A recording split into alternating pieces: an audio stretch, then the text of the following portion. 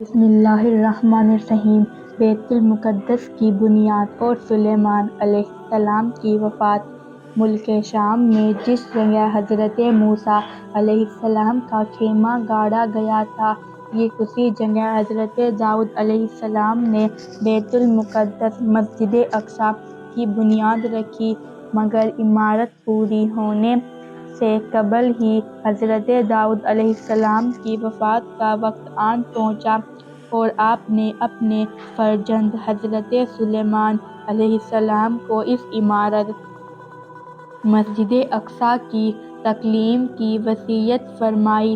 چنانچہ حضرت سلیمان علیہ السلام نے جنوں کی ایک جماعت کو اس کام پر لگایا اور عمارت مسجد اقصیٰ کی تعمیر ہوتی رہی، یہاں تک کہ آپ کی وفات کا وقت بھی قریب آ گیا اور عمارت مکمل نہ ہو سکی تو آپ نے یہ دعا مانگی کہ الہی میری موت جنوں کی جماعت پر ظاہر نہ ہونا پائے، تاکہ وہ برابر عمارت مسجد اقصیٰ کی تکمیل سے مصروف عمل رہیں اور ان سبھی کو جو علم غیب کا دعویٰ ہے وہ بھی باطل ٹھہر جائے۔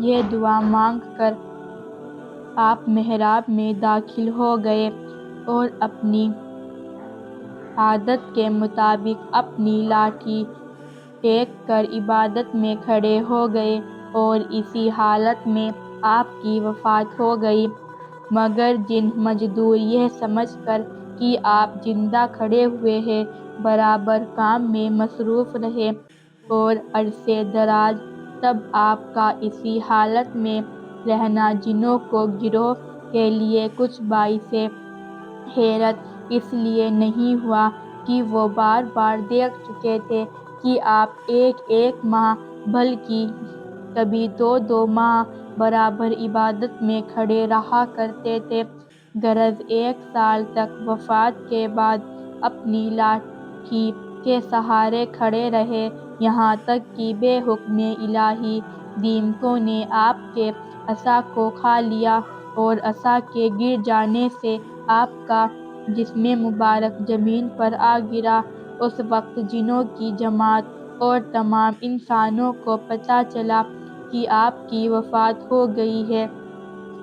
قرآن مجید میں اللہ تعالیٰ نے اس واقعے کو ان لفظوں میں بیان فرمایا ہے کہ پھر جب ہم نے اس پر موت کا حکم بھیجا، جنوں کو اس کی موت نہ بتائی مگر زمین کی دیمک نے کہ اس کا عصا کھاتی تھی۔ پھر جب سلیمان زمین پر آیا، جنوں کی حقیقت کھل گئی۔ اگر غیب جانتے ہوتے تو اس خواری کے عذاب میں نہ ہوتے۔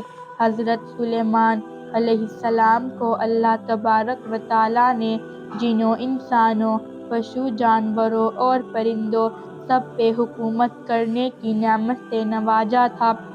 ایک چیونٹی ہو یا ہاتھی یا سمندر کی مچھلی، آپ کی سب پر حکومت تھی۔